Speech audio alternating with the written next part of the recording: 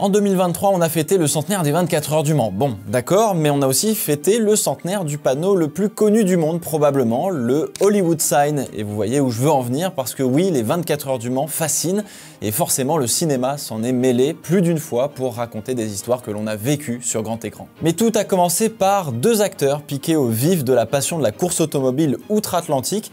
Je parle bien évidemment de Paul Newman et de Steve McQueen. Pour les plus jeunes, je vous donne un petit peu de contexte, mais on va pas refaire toute leur filmographie non plus. Alors Paul Newman, c'est des films de western, entre autres Butch Cassidy ou Hombre, il y a aussi La couleur de l'argent, réalisé par Martin Scorsese, ou encore La Tour Infernale, qui n'était pas la Tour Montparnasse à l'époque, et où ils se retrouvent pour la seule fois de leur carrière avec Steve McQueen. Steve McQueen, justement, il n'y a pas de lien de parenté avec Flash McQueen, désolé de vous décevoir, mais il y a la même passion en tout cas. Là aussi, on le retrouve dans des westerns, faut dire que dans les années 60, c'est quand même une sacré trend, mais je vous invite à regarder Bullitt pour la course-poursuite au volant d'une Mustang qu'il a lui-même pilotée dans les rues de San Francisco. Et évidemment, le film qu'il a produit et où il a englouti des sommes astronomiques, Le Mans. Tout simplement. Alors ce film a été un peu rock'n'roll. En fait, Steve McQueen veut participer aux 24 heures du Mans en tant que pilote, avoir en coéquipier Jackie Stewart, champion du monde de Formule 1 à l'époque, rien que ça, et y inclure des images de sa course pour le film. Ce sera super réaliste, bref, dans l'idée, en vrai c'est stylé. Sauf que évidemment, les assureurs du film refusent sa participation à l'épreuve et donc on tourne non seulement des images de la vraie course en elle-même, mais on tourne aussi des scènes reconstituées de juin à novembre, toujours au Mans. La production, ça se passe pas très bien, le réalisateur démissionne, McQueen perd un petit peu les pédales et passe plus de temps avec les pilotes que sur le projet en lui-même. On compte malheureusement quelques accidents graves, mais bref, le film finit par sortir en salle enfin. Et c'est un échec commercial assez énorme et pour cause, tout le monde se fiche du film parce que il manque juste un tout petit détail qui a tout de même son importance. Le scénario, il n'y en a pas. Oui, là, c'est gênant. Hein. Je vous invite tout de même à regarder le film pour les curieux. C'est une sorte de très gros clip hyper réaliste de ce qu'était la course automobile dans ces années-là, donc fin 60, début 70.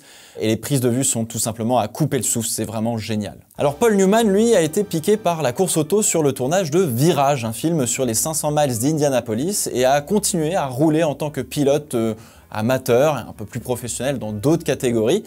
Et à l'inverse de McQueen, Paul Newman disputera en tant que pilote les 24 heures du Mans en 1979, à l'âge de 54 ans déjà, au volant d'une Porsche 935.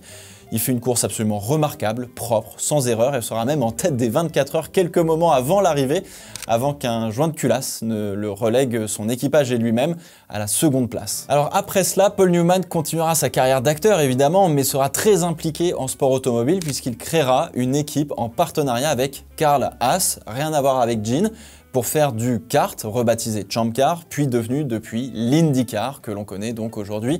Et il donnera la chance à un pilote manceau de très grand talent, Sébastien Bourdet. Il prendra même le départ des 24 heures de Daytona en 2005 avec Sébastien Bourdet et Bruno Junqueira à l'âge de 80 ans. Oui, oui, si vous doutiez de la passion du monsieur, ne doutez plus, voilà. Et quelque part, Newman et McQueen ont ouvert en fait la voie aux célébrités voulant devenir gentleman driver pour disputer des courses d'endurance et en particulier les 24 heures du Mans. Patrick Dempsey, Dr Mamour pour celles et ceux qui connaissent, a disputé les 24 heures du Mans avant de monter une équipe en GT pour continuer l'aventure. Et dernièrement, on a Michael Fassbender qui s'essaye lui aussi à la lourde tâche de rallier l'arrivée de ces 24 heures au volant d'une Porsche. Est-ce que l'on aura d'autres célébrités qui s'y tenteront? Seul l'avenir nous le dira. D'ailleurs, n'hésitez pas à dire quelle célébrité vous aimeriez voir prendre le départ des 24 heures du Mans. Bon, je ne peux pas parler des 24 heures du Mans sans parler de Michel Vaillant et en particulier du film produit par Luc Besson qui a notamment donné le départ des 24 heures du Mans en 2002. Alors en plein tournage du coup, parce que oui, pour le réalisme, on a bien une Vaillante et une Leader qui ont été engagées pour disputer les 24 heures du Mans 2002. Alors la Vaillante, c'était une Lola Jude B98 avec un bon V10 bien comme il faut, et la Leader, c'était une panneuse LMP1 Roadster avec ce bon gros V8 base Ford bien rauque. Les deux voitures étaient engagées par l'équipe Dams, une équipe française, et les deux voitures malheureusement n'ont pas terminé la course, la Leader abandonnant en première.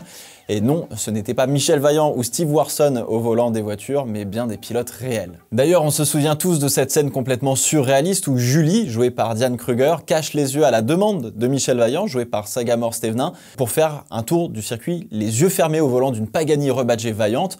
Alors, en réalité, les pilotes sont effectivement capables de faire le circuit les yeux fermés en mimant le pilotage, en étant assis ou debout, ce que vous voulez.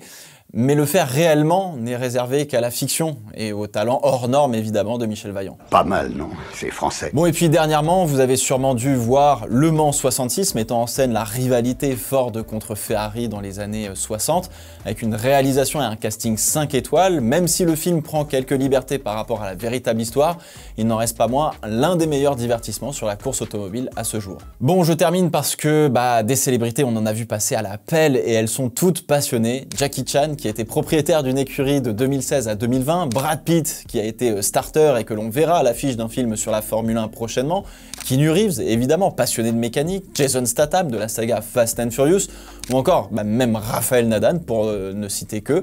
Et évidemment, l'année dernière, on a eu LeBron James qui nous a congratulé d'un pilote démarrer vos moteurs qui n'était pas du tout prévu, mais tout à fait touchant et très américain évidemment. Et cette année, celui qui abaissera le drapeau français sur la ligne pour donner le départ des 24 heures du Mans ne sera autre que monsieur Zinedine Zidane. Voilà, j'ai pas besoin de dire autre chose, je pense. On peut... Voilà. Alors, est-ce que cette édition 2024 des 24 heures du Mans sera digne d'un scénario hollywoodien avec 14 constructeurs et 3 catégories? C'est fort probable, comme d'habitude.